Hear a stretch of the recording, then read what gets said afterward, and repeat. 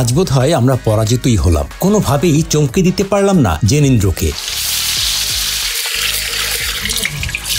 কেন সেটা তো বলবোই। 300 করে রাখেন, বড় দেন, সবচেয়ে বড় বার করেন 2টা। বাজারের বড় রুইটা কেনার জন্য তুষার যেন যুদ্ধে নেমেছে। মিনিমাম 35 পিস দেওয়া হয়, 30-35 পিস দেওয়া হয়। জেনেন্দ্র ফোনে মেয়েকে বারবার অনুরোধের পরও মেয়ে আসতে পারছে না। রুই মাছের ঝোল দেখে লোভ সামলানো দায় এইসব শিশুদের। বৃষ্টিতে বাড়ির উঠান স্যাঁতস্যাঁতে, সেই উঠোনেই হাঁটছে জেনেন্দ্র। সে হাঁটছে কিন্তু ভয় হচ্ছে আমাদের। এই বুঝি পিছলে পড়ে গেল। একটা বেড়াল বোধহয় মাছ মুখে নিয়ে দৌড়ে পালালো। আকাশে বিদ্যুৎ চমকাচ্ছে, বারবার থেমে থেমে বৃষ্টি হচ্ছে। আর এত এত আয়োজনের মধ্যেও জেনেন্দ্রকে ভাবলেশহীনভাবে বসে থাকতে দেখেছি।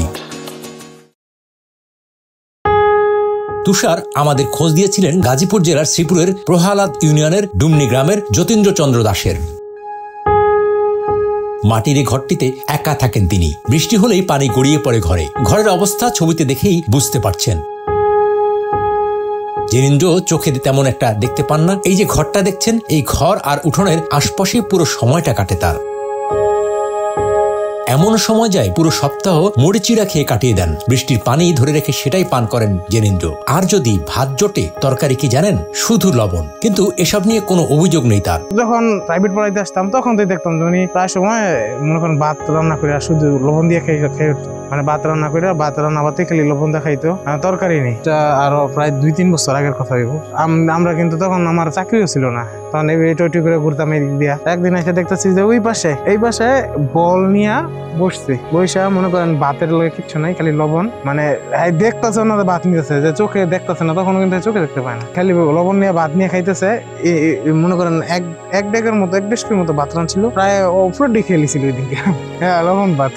2-3 দিন বন্ধু চিড়ে খাই, চিড়ে আর মুড়ি। এবার আশেপাশে কিছু খাবার টাবার দেওয়া যায়, এটা খাই। সবার সময়তে পাক শাক কিছুই করতে পারি না, তো এমনি খাই চিড়া মুড়ি প্রতিদিন। আগে 3 দিন পর্যন্ত ভাত মুখে না দিলে অসুবিধা। 3 দিন পর্যন্ত ভাত খেয়ে কালকে 3 দিন পরে বিবারতে 2 ভাত দিয়ে গেছে। তরকারি ভাগাই চাই না, যদি কোনো সময় হয় তাহলে এই খালি সিদ্ধ। আজকে রাঁধতেন না, এই খালি চিড়া মুড়ি। পরে যদি কেউ ভাত দেয় খাইলাম। আর এন লেগে না, তো আমি তো চোখেতে দেখি না। খুব যদি অতিরিক্ত রৌদ্র ওঠে তাহলে অনুভব করতারি।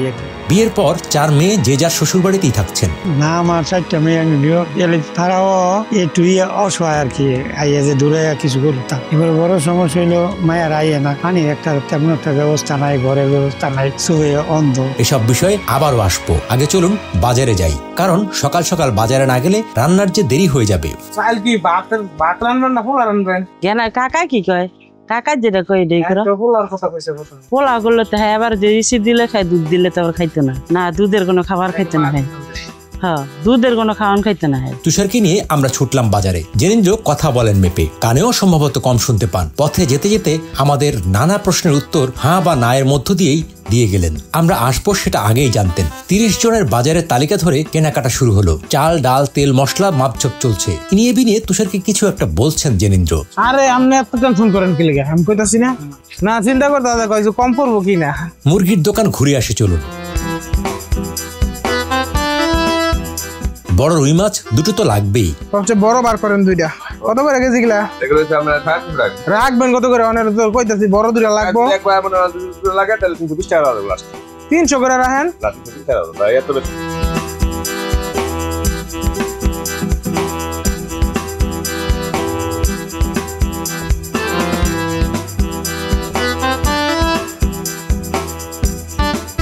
এরপর শসা, টমেটো সহ আর যা যা লাগবে সব কিনছি আমরা। এত বেশি রাখতেছেন কি লিগা সবকিছু? এই ফাঁকে ফোন দেয়া হলো তার এক মেয়েকে। আজকে আসতেই হবে, বাড়িতে এত বড় আয়োজন। হ্যালো,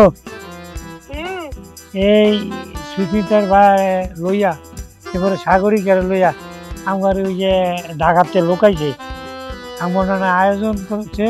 এই তোকে দাওয়াত, মানে এই দুপুর টাইমে আমন লাগবো। তুই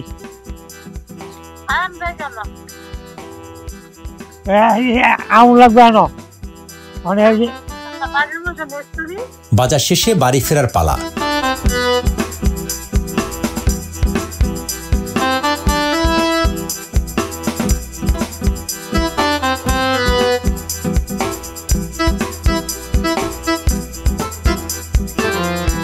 বাড়ি ফিরে আনুষ্ঠানিক দাওয়াত দিতে লেগে গেলেন জেনেন্দ্র। আশপাশের বাড়ির যারা তাকে দু একবেলা ভাত দিয়ে যান, তাদের যে তিনি একবেলা খাওয়াতে পারবেন তা কল্পনাও ছিল না। এবার তোমার সবারই দাওয়াত, আয়ও গেল, বড় গেল, কিছু যাই। এতদিন তো ব্যাগকে খাওয়াইছেন আপনার রাজকা তার বাড়ি খান। আশপাশের বাড়ির 25 থেকে 30 জনকে দাওয়াত করেছেন। রান্না করতে আসলেন তারাই। জেনেন্দ্র রান্নাঘর কেমন হতে পারে তা তার ঘর দেখেই অনুমান করে নিয়েছেন। কাজেই পাশের বাড়ির রান্নাঘরেই রান্নার আয়োজন শুরু হলো। আজ এই জেনেন্দ্রকে ঘিরে এত আয়োজন এটাই প্রথম। গুরুত্বহীন এই মানুষটি হঠাৎ আজ এতটা গুরুত্ব পেয়েছে যে এলাকার মানুষও তাকে দেখতে আসছে। জেনেন্দ্রর বাড়িতে চুলা জ্বলেনি আজ 3 দিন। 3 দিন পর সে খাবে ভাত মাছ। আজকে ওজন বলছে যে কিছু আয়োজন করার জন্য মাছ ছাড়া আর অন্য কিছু তেমন একটা আমার রুচি না। করতে পারেন মুরগা পোলাও ওইগুলা করতে পারে।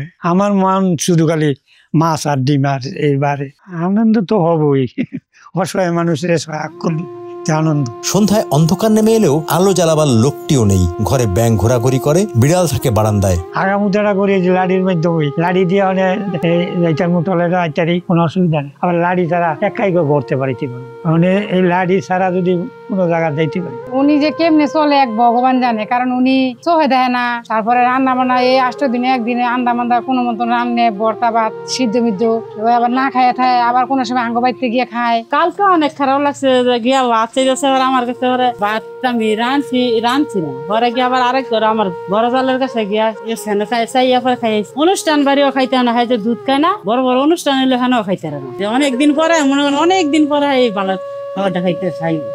যদি আমার চোখ ভালো থাকতো তাহলে এই যে আনন্দটা, এটা আমার খুব আরো খুশি, আরো লাগতো, ভালো লাগতো। বৃষ্টিতে বাড়ির উঠান স্যাঁতস্যাঁতে, সেই উঠানেই হাঁটছে জেনেন্দ্র। সে হাঁটছে কিন্তু ভয় হচ্ছে আমাদের, এই বুঝি পিছলে পড়ে গেল। ছোট থেকে দেখা হয়েছে কি ওনার মেয়ের আমি প্রাইভেট পড়াইতাম আগে। ছোট থেকে দেখছি উনি কাজ টাজ করতো, বিলে বাজারে খেত চেতুপ করতো, মাছ টাছ মারতো। ওই টাইমে সবসময় ভালো ছিল। হঠাৎ করে ওনার চোখের এরকম অবস্থা হয়ে গেছে, হয়ে যাওয়ার পরে মনে করেন তার এই চলাফেরার এত বড় একটা সমস্যা হয়ে গেছে। তার জন্য আমি যতটুকু পারছি আজ পর্যন্ত আমি তার সহযোগিতা করার চেষ্টা করছি। জেনেন্দ্র বেঁচে থাকা মানে একবেলা ভাত মাছ, আর কিছুই চাই না। স্মার্টফোন, টেলিভিশন, নরম বিছানা, এগুলো তার কিছুই চাই না। যাকে ঘিরে এত আয়োজন, সেই মানুষটির মধ্যে কোনো ভাবলেশ নেই। এসব আয়োজন তাকে চমকাতে পারলো না। তবে একটি কারণে সে বোধহয় খুশি, আজ তার প্রতিবেশীরা খাবে। রান্না হয়ে এলো। বৃষ্টির কারণে স্যাঁতস্যাঁতে কর্দমাক্ত উঠোনে খেতে দেওয়া সম্ভব হলো না। মাটির ঘরের সামনের দাওয়ায় পাটি বেছানো হচ্ছে। এখানেই 2 দফা বসালে 30 জনের হয়ে যাবে, সেভাবেই আয়োজন চলছে। রুই মাছের ঝোল আর মুরগির মাংস আসতে শুরু করলো। আশপাশের বেড়ালগুলোরও আজ অন্যরকম আনন্দ। এই ছোট ছেলেমেয়েরা অপেক্ষা করতে পারছিলেন না। আমরা দেখেছি খাবার রান্না থেকে শুরু করে পরিবেশনের আগ পর্যন্ত বারবার তাকিয়েছিল।